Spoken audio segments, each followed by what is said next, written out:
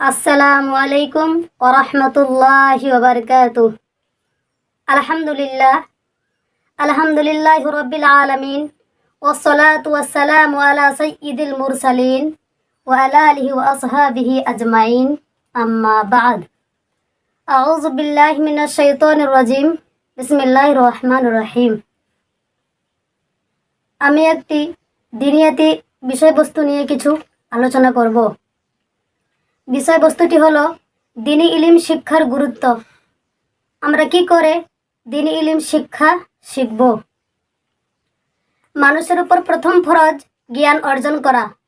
কুরআনের প্রথম অবতীর্ণ আদেশ পড়ো, ইকরা বিসমি রাব্বিকাল্লাযী খালাক, খালাকাল ইনসানা মিন আলাক, ইকরা ওয়া রাব্বুকাল আকরাম, আল্লাযী আল্লামা বিল কালাম, আল্লামাল ইনসানা মা লাম ইয়ালাম। মানুষের উপর প্রথম ফরজ জ্ঞান অর্জন করা। কুরআনের প্রথম অবতীর্ণ আদেশ পড়ো। জ্ঞান ও জ্ঞানের মান বর্ণনা করতে গিয়ে মহানবী সাল্লাল্লাহু আলাইহি ওয়াসাল্লাম বলেন, তলাবুল ইলমি ফারিজাতুন আলা কুল্লি মুসলিম, অর্থাৎ জ্ঞান অর্জন করা প্রত্যেক মুসলিমের জন্য অপরিহার্য।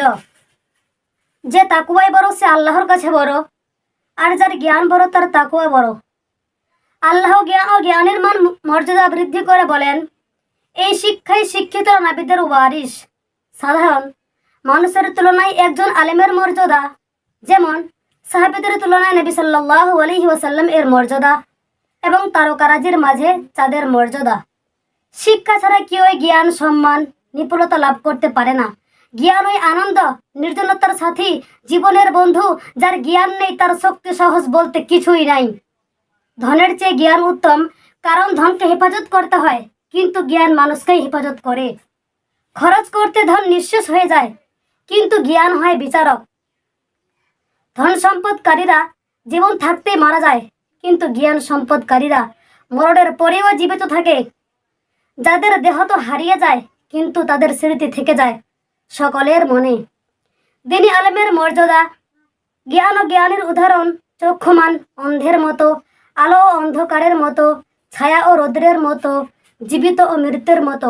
এই জন্য মহান আল্লাহ তাআলা রাব্বুল আলামিন বলেছেন, হাল ইয়াস্তাবিল্লাযীনা ইয়ালামুনা ওয়াল্লাযীনা লা ইয়ালামুন ইন্নামা ইয়াতাযাক্কারু উলুল আলবাব, অর্থাৎ যারা জানে এবং যারা জানে না তারা কি সমান? না, বুদ্ধিমান লোকেরাই কেবল উপদেশ গ্রহণ করতে পারে। এই জন্য মহান আল্লাহ তাআলা আবার বলেছেন, ইয়ারফাইল্লাহুল্লাযীনা আমানু মিনকুম ওয়াল্লাযীনা উতুল ইলমা দারাজাতিন ওয়াল্লাহু বিমা তা'মালুনা খাবীর। তোমাদের মধ্যে যারা বিশ্বাস স্থাপন করেছে এবং যাদেরকে জ্ঞান দান করা হয়েছে, আল্লাহ তাদেরকে বহু মর্যাদা উন্নত করবেন। আর তোমরা যা করো আল্লাহ সে সম্পর্কে সবিশেষ অবহিত।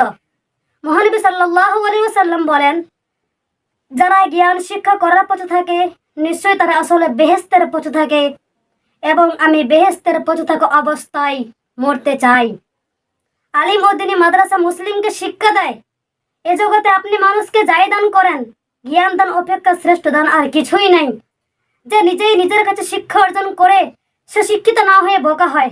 একটি প্রদীপ থেকে শত শত প্রদীপ জ্বালালে যেমন শিক্ষার আলো কমে না, তেমনি শিক্ষার আলো যতই বেশি দান করা যায় ততই মঙ্গল। জ্ঞান ওই একমাত্র মহামূল্যবান সম্পদ, যা খরচ করলে কখনো কমতি পড়ে না। চারিত্রিক দ্বীনি সম্পদই দান করা হয়ে থাকে আমাদের দ্বীনি মাদ্রাসায়।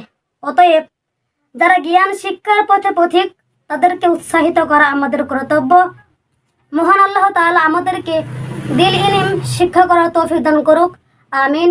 আসসালামু আলাইকুম ওয়া রাহমাতুল্লাহি ওয়া বারাকাতুহু।